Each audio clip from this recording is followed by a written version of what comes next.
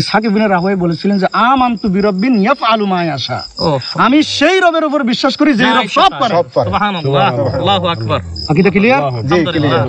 আকীদা clear? জি clear. জি মাশাআল্লাহ, বারাকাল্লাহ। অবশ্যই অবশ্যই। তাহলে কোন মানুষ মাখলুক হয়ে এক জায়গায় থেকে একটা টাইম মদিনায়ও থাকতে পারে, বাগদাদও থাকতে পারলে আল্লাহ কেন আরশে থেকে আল্লাহ কেন দুনিয়ার আসমানে আসতে পারবেন না? আল্লাহর ক্ষেত্রে কেন আল্লাহকে এত দুর্বল মনে হয় আপনার?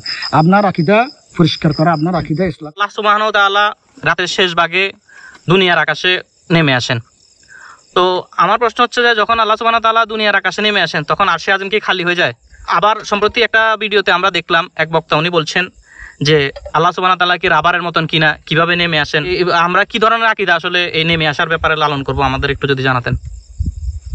আচ্ছা, আমরা তো সবাই হাদিসটা জানি যে আল্লাহ সুবহানাহু ওয়া তাআলা প্রত্যেক রাতের শেষ ভাগে দুনিয়ার আসমানে নেমে আসেন, বান্দাদেরকে ডাকেন, ক্ষমা চাইলে চাও, ক্ষমা করব, যার যেটা লাগে দিব, মানে সার কথা আর কি হাদিসের।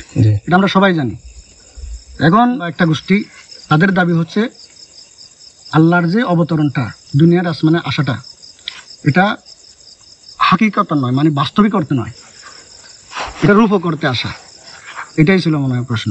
তো তাদের লজিক হচ্ছে কি, আল্লাহ যদি, যেমন আমরা যারা আহলে হাদিস, আমাদের আকীদা হচ্ছে আল্লাহ সুবহানাহু ওয়া তাআলা আরশে। তো আল্লাহ যদি আরশ থেকে দুনিয়ার আসমানে নেমে আসেন তাহলে আরশ খালি হয়ে যায় কিনা, এটাই তো প্রশ্ন। আচ্ছা, এটা নাম্বার 1 প্রশ্ন। আরেকটা কথা ইঙ্গিত করছেন, সেটা হচ্ছে একজন লোক আমি চিনি, বেলাল এর নাম। যাক, এই লোক বলতেছে আল্লাহ কি রাবার জাতীয় কিছু?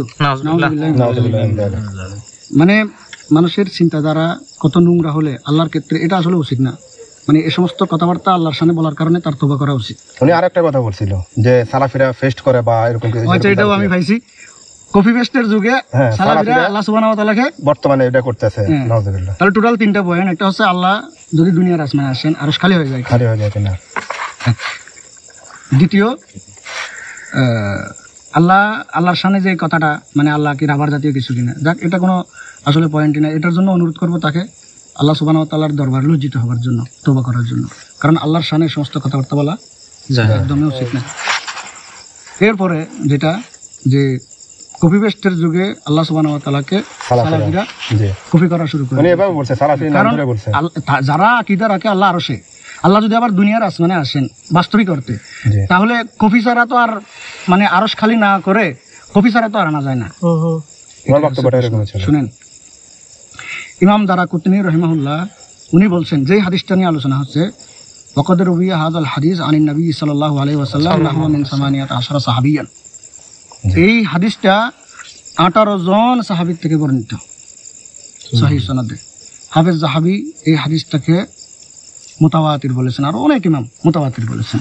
এই হাদিস, এখন হাদিসের সিহত নিয়ে কোনো প্রশ্ন নাই, মানে এই হাদিস যে প্রমাণিত, এই হাদিস যে সহিহ, এটা নিয়ে কোনো প্রশ্ন নাই। এখন প্রশ্নটা হচ্ছে, আল্লাহ সুবহানাহু ওয়া তাআলা কি বাস্তবিক অর্থে দুনিয়ার আসমানে আসেন নাকি রূপ করতে? যেমন আমরা এই যে যাদেরকে উদ্দেশ্য করে কথাগুলো বলতেছি, তারা আশারি মাতুরিদি আকীদায় বিশ্বাসী। তাদের দাবি হচ্ছে আল্লাহ সুবহানাহু ওয়া তাআলা সৃষ্টির মধ্যে দাখিল হন না। কারণ তিনি যদি দুনিয়ার আসমানে আসেন তাহলে বিষয়টা হয়ে যায় কি, আল্লাহ সুবহানাহু ওয়া তাআলা সৃষ্টির মধ্যে অন্তর্ভুক্ত হন, দাখিল হন। এটা আল্লাহর শানে যায় না। তো এই কারণে আমরা সেটাকে মনে করি আল্লাহর রহমত নেমে আসে, আল্লাহর নিয়ামত নেমে আসে, আল্লাহর কুদরত নেমে আসে, বা সামথিং এভাবেই। মানে তারা ব্যাখ্যা করে বিষয়টাকে, বাস্তবিক অর্থে মানতে চায় না। তো আমি এটার জবাব এভাবে দিব। প্রথম কথা হচ্ছে, আল্লাহ যদি দুনিয়ার আসমান নেমে আসেন আরশ খালি হয় কিনা, সেম প্রশ্ন ইমাম আহমদ ইবনে হাম্বল রাহিমাহুল্লাহকে করা হয়েছিল। আকাইদের যে পুরাতন কিতাবগুলো আমরা দেখলেই আনসার পেয়ে যাবেন, বা একটু কাটাকাটি করলে এটা নিয়ে আনসার পেয়ে যাবেন। আহলুস সুন্নাহ ওয়াল জামাতের কোনো ইমাম, আহলুস সুন্নাহ ওয়াল জামাতের পক্ষ থেকে কোনো কালেই এ জাতীয় কোনো প্রশ্ন আল্লাহর সামনে আসেনি। আসছে বাতিলের পক্ষ থেকে, জাহমিয়ারা উত্থাপন করেছিল এই কথাটা।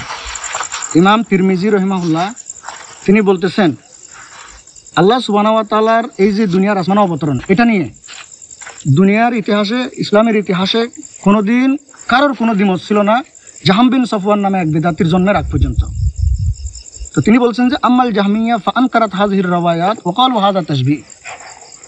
ইমাম তিরমিজির বক্তব্য যে এই জাহমিয়া, তারাই এই রাওয়ায়াতগুলোকে সর্বপ্রথম অস্বীকার করেছে, এবং তারা এটাকে বলছে কি, এটা একটা, মানে মানুষ আনা এক জায়গা থেকে আরেক জায়গায় যায়, সৃষ্টি এক জায়গায় থেকে আরেক জায়গায় যাওয়াটা হচ্ছে কি সৃষ্টির গুণ। তো এটাকে তারা সাদৃশ্যবাদ বলে মানে এটাকে বাতিল করেছে, এটা মানে তশবিহ বলেছে। এখন এটার জবাব আমি দেবার আগে দু একটা ঘটনা বলবো, কারণ এই ঘটনাগুলো যখন বুঝবেন তাহলে আকীদাটা একদম ক্লিয়ার হয়ে যাবে।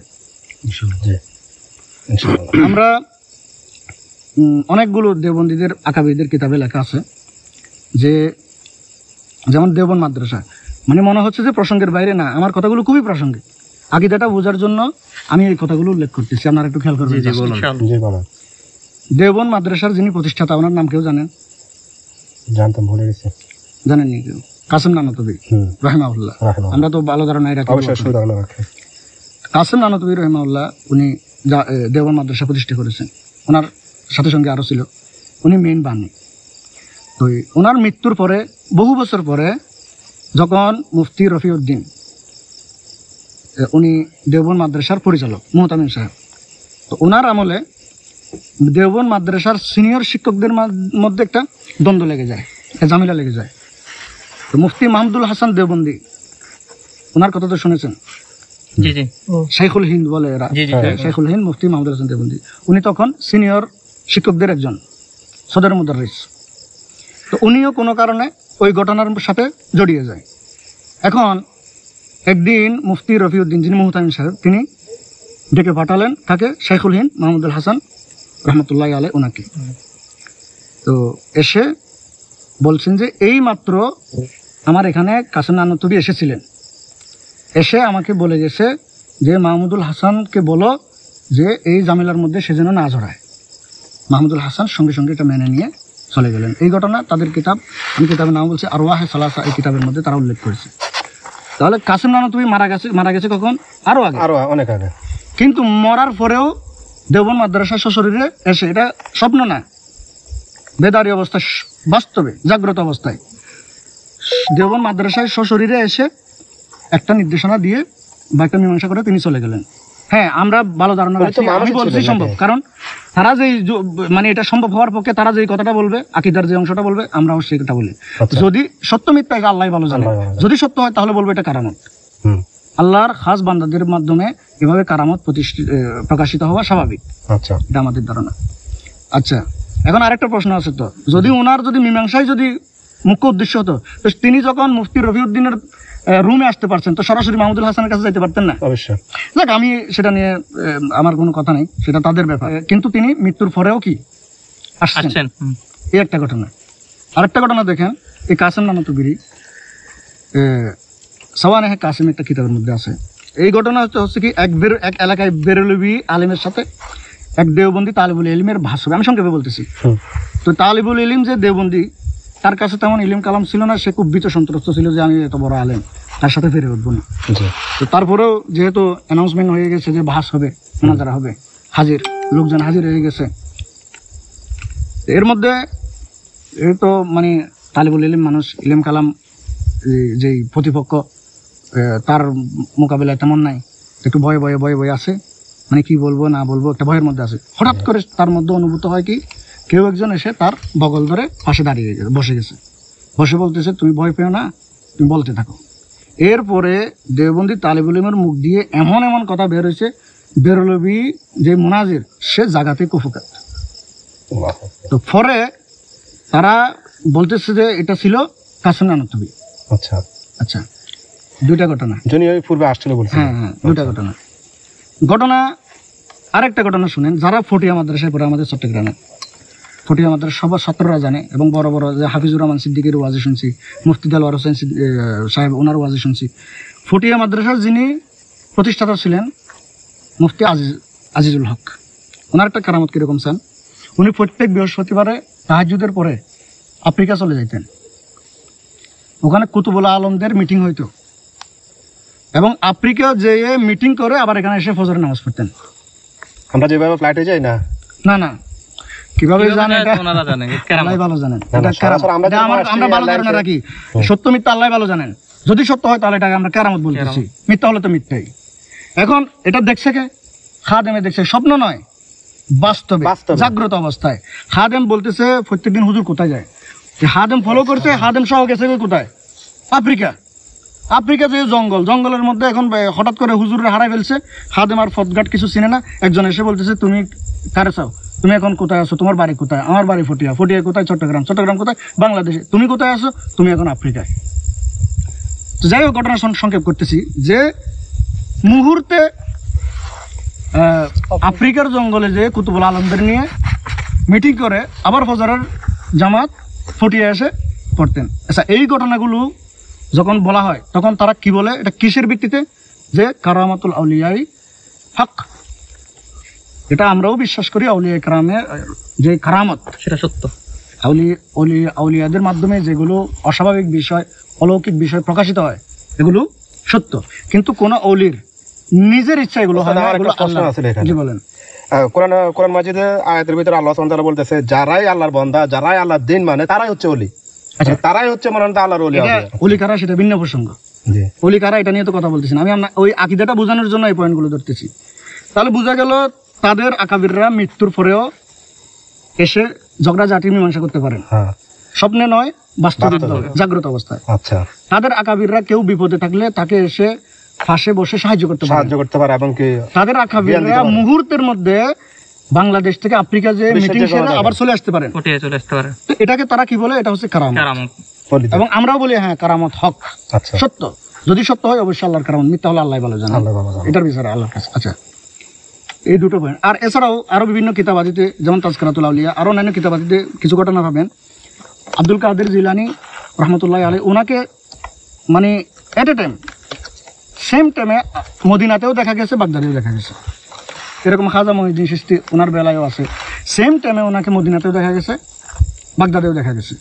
তো এই সমস্ত ঘটনাগুলোর ক্ষেত্রে এগুলো তো তারাও আকীদা মানে বিশ্বাস করে এই ঘটনাগুলো, কিন্তু তাদের ক্ষেত্রে এর জবাব হচ্ছে কি আউলিয়া কেরামের কারামত এগুলো সত্য, অবশ্যই সত্য, আমাদের আপত্তি নেই, কিন্তু মানুষের পক্ষে তো সম্ভব কারামত। আচ্ছা, এবার আরো একটা পয়েন্ট, গুরুত্বপূর্ণ পয়েন্ট, যেমন বেরলভীদের কাছে কিন্তু এটা অনেক বড় দলিল আল্লাহ রসুল হাজির নাজির হওয়ার ক্ষেত্রে, যে প্রত্যেক মানুষ, যেমন হাদিসে মামিন আহাদিন ইয়ামুতু ইল্লা উরিজা বিহি, এই যে রাসূলুল্লাহ সাল্লাল্লাহু আলাইহি ওয়াসাল্লাম, মানে এমন কোন মৃত ব্যক্তি নাই বা মাইয়াত নাই যে মারা গেছে কিন্তু তার খবরে রাসূলুল্লাহ সাল্লাল্লাহু আলাইহি ওয়াসাল্লামকে উপস্থিত করানো হয় না। তাহলে প্রত্যেক মৃত ব্যক্তির কবরে রাসূলুল্লাহ সাল্লাল্লাহু আলাইহি ওয়াসাল্লামকে উপস্থিত করানো হয়। তো পৃথিবীর বিভিন্ন প্রান্তে বিভিন্ন একই সময়ে তো নানান মানুষ মারা যাচ্ছে, দাফন হচ্ছে, কিন্তু সবার কবরে রাসূলুল্লাহ সাল্লাল্লাহু আলাইহি ওয়াসাল্লাম কথা হচ্ছে। হাদিসের মান নিয়ে কথা আমি সেদিকে যাচ্ছি না, কিন্তু এটা তো তারা তো বিশ্বাস করে যে প্রত্যেক কবরে এট এ টাইম প্রত্যেক মৃত ব্যক্তিকে রাসূলুল্লাহ সাল্লাল্লাহু আলাইহি ওয়াসাল্লামকে দেখানো হয়। তাহলে রাসূলুল্লাহ সাল্লাল্লাহু আলাইহি ওয়াসাল্লামেরও একই সময়ে বিভিন্ন শত শত হাজার হাজার লক্ষ লক্ষ কবরে উপস্থিত হওয়া সম্ভব। আচ্ছা, এখন আসি, আল্লাহ সুবহানাহু ওয়া তাআলা সর্বশক্তিমান, সবকিছু পারেন, এই আকীদা আমরা রাখি কিনা? অবশ্যই। এটাই তো মূলত আকীদা। আল্লাহর ইচ্ছায় যদি কোনো মানুষ মৃত্যুর পরেও যদি সশরীরে দেওবন্দ মাদ্রাসায় এসে ঝগড়াঝাটি মীমাংসা করতে পারে, আচ্ছা, আল্লাহর ইচ্ছায় যদি কোনো মানুষ কোন তালিবুল ইলম বিপদে পড়লে তাকে এসে তাকে দিয়ে সাহায্য করাতে পারেন, আল্লাহর ইচ্ছায় যদি রাসূলুল্লাহ সাল্লাল্লাহু আলাইহি ওয়াসাল্লাম এট এ টাইম হাজার হাজার লক্ষ লক্ষ কবরে উপস্থিত হতে পারেন। আর সহিহ মুসলিমের হাদিস আপনারা এটাও পড়ছেন যে যখনই বান্দা সূরা ফাতিহা পড়ে আল্লাহ সুবহানাহু ওয়া তাআলা সেটার জবাব দেয়। আচ্ছা, তাহলে একই সময়ে বিশ্বের আনাচে কানাচে কত মানুষ সূরা ফাতিহা পড়তেছে সালাতের মাধ্যমে, তাহলে আল্লাহ কি মানে একসাথে সবার সূরা ফাতিহার জবাব দেওয়া সম্ভব? অবশ্যই সম্ভব। কিন্তু এখন এই যে মনে করতেছে এটার কারণে আল্লাহকে রবার জাতীয় কিছু হয়ে যেতে হবে, এই জন্য বলছে ওই ব্যক্তির তওবা করা উচিত। আল্লাহ এই সমস্ত ধারণা করা উচিত না। এখন আসি যারা এই আকীদাগুলোর প্রচার করতেছে বা রাসূলুল্লাহ সাল্লাল্লাহু আলাইহি ওয়াসাল্লামের এই হাদিসটাকে অস্বীকার করতেছে, যেটাকে মুতাওয়াতির পর্যায়ের হাদিস, অস্বীকার করলে মানে ঈমান নিয়ে কথা আছে, যাই হোক সেদিকে যাচ্ছি। তো তাদের কাছে মানে তাদেরও একটা আকীদা হচ্ছে কি আল্লাহ সর্বশক্তিমান, এটা প্রমাণ করতে যেয়ে তারা যেমন ফতোয়া রশিদিয়াতে আসছে, তাদের রশিদ আহমদ গঙ্গোহী লিখতেছে যে আল্লাহ মিথ্যা কথাও বলতে পারেন। মানে তাদের দলিল কি আল্লাহ সব পারেন, তো আল্লাহ সব পারলে মিথ্যা কথা কেন বলতে পারবে না? মিথ্যা কথা বলতে পারেন, অথচ আমাদের আকীদা হচ্ছে আল্লাহ সমস্ত আইব থেকে পবিত্র। মিথ্যা বলা আইব না গুণ, কিন্তু তাদের আকীদা হচ্ছে সব পারেন, এখন মিথ্যা কথাও বলতে পারেন, নাউজুবিল্লাহ। তাহলে আল্লাহ যখন সব পারেন, আপনার আকীদা আছে, তাহলে আল্লাহ আরশ থেকে দুনিয়ার আসমানে আসতে পারবেন না, তাহলে আল্লাহ সর্বশক্তিমানটা থাকলো কোথায়? তাহলে তো এটা হইলো না। হ্যাঁ, তাহলে তারা আল্লাহ এই জন্য এত ঘটনা, এত কিচ্ছা কাহিনী বলে আসলাম বিষয়টা বোঝানোর জন্য। আল্লাহর পক্ষে সম্ভব কিনা? সম্ভব। ওয়া হুয়া আলা কুল্লি শাইইন কাদির। আচ্ছা, এবার বলি কাযালিকা ইয়াফআলুল্লাহু মা ইয়াশা। এই যে আল্লাহ যেমন চায় তেমন করে, জি, তো আল্লাহ যেমন চায় তেমন করলে এটা আমার যুক্তিতে ধরবে কি ধরবে না সেটা আমি তো মাখলুক। আল্লাহ ভালো। ওয়া খুলিকাল ইনসানু দাঈফা, আমাকে বানানোই হয়েছে দুর্বল করে। আমি কি বুঝবো এটা? আল্লাহর জ্ঞানের বাইরে, এইজন্য জ্ঞানের বাইরে। এবার আসি, এই যে তাদের একজন বক্তা মুফতি আরিফ বিন হাবিব, তার বক্তব্য শুনেছেন একটা মাসআলায় ইসহাক ইবনে রাহওয়াই, ইমাম বুখারীর উস্তাদের কথা শুনেছেন না অনেকে? ইসহাক ইবনে রাহওয়াই এমন করে বলছে যে কত বড় ইসহাক ইবনে রাহওয়াই, অবশ্যই অনেক বড় আলেম, ব্যক্তিত্ব, সালফে সালিহিনের অন্তর্ভুক্ত আমরা মনে করি। জি, ইসহাক ইবনে রাহওয়াইয়ের আকীদা শুনেন তাহলে। তিনি এক আব্দুল্লাহ বিন তাহের নামে এক সুলতান, ওনার মজলিসে উপস্থিত। ওখানে আরেক বেদাতি ইব্রাহিম বিন, আমি পিতার নামটার মতো বলি ইব্রাহিম, ওই বেদাতিও উপস্থিত। কোন জায়গায়? মজলিসে। জি, তো এখানে এই যে আল্লাহর নুজুল, আল্লাহ তাআলা যে দুনিয়ার আসমান নেমে আসেন, এটা নিয়ে আলোচনা হচ্ছে। আলোচনার এক পর্যায়ে ওই বিদাতি ব্যক্তি ইসহাক ইবনে রাহওয়াইকে এমন একটা কথা বলে ফেললো যে কাফারতু বিরব্বিন ইয়ানজিলু মিন সামাইন ইলা সামা, আমি সেই রবকে অস্বীকার করি জি রব, যে রব এক আসমান থেকে আরেক আসমানে নেমে আসে, অবতরিত হয়, জি, আমি সেই রবকে অস্বীকার করি। ইসহাক ইবনে রাহওয়াই রাহিমাহুল্লাহ উনি কি জবাব দিয়েছিলেন এবার শুনবেন না? এটা জি বলেন। জি বলেন। সেটাই হচ্ছে আজকের সব প্রশ্নের জবাব। আচ্ছা, আলহামদুলিল্লাহ, আলহামদুলিল্লাহ। ইসহাক ইবনে রাহওয়াই বলেছিলেন যে আমানতু বিরব্বিন ইয়াফআলু মা ইয়াশা, ও আমি সেই রবের উপর বিশ্বাস করি যে রব সব পারে। সব পারে। সুবহানাল্লাহ, আল্লাহু আকবার। আকীদা ক্লিয়ার? জি, ক্লিয়ার। আকীদা ক্লিয়ার? জি, জি ক্লিয়ার। জি, মাশাআল্লাহ, বারাকাল্লাহ। অবশ্যই, অবশ্যই। তাহলে কোন মানুষ মাখলুক হয়ে এক জায়গায় থেকে একটা টাইম মদিনায়ও থাকতে পারে, বাগদাদও থাকতে পারলে আল্লাহ কেন আরশে থেকে, আল্লাহ কেন দুনিয়ার আসমানে আসতে পারবেন না? আল্লাহর ক্ষেত্রে কেন আল্লাহকে এত দুর্বল মনে হয় আপনার? আপনার আকীদা পরিষ্কার করা, আপনার আকীদা ইসলাহ করা এই মুহূর্তে জরুরি। জি ওস্তাদ, এখানে যে আরেকটা কথা আমার মানে তাদের ব্যাপারে